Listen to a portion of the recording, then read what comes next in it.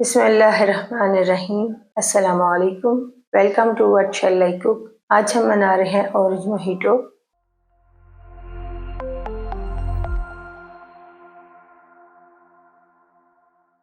और इसके लिए लेंगे 1 किलो, 1 लीमू, 7 से 8 पुदीने के पत्ते, स्प्राइट, हस्बे जायका लेंगे नमक और चीनी।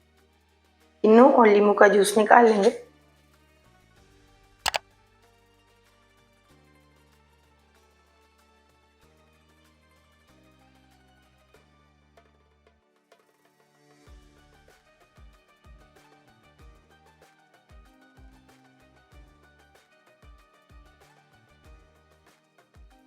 पुदीने के पत्ते तोड़कर डाल देंगे।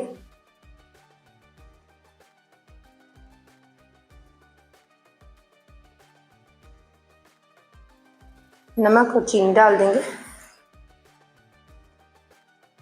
मिक्स करेंगे।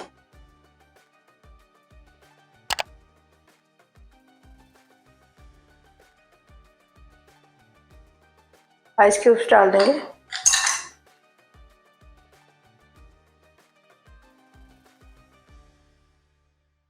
अल्हम्दुलिल्लाह ऑरेंज मोहिटो तैयार है। आपको ये रेसिपी कैसी लगी कमेंट्स में बताइएगा।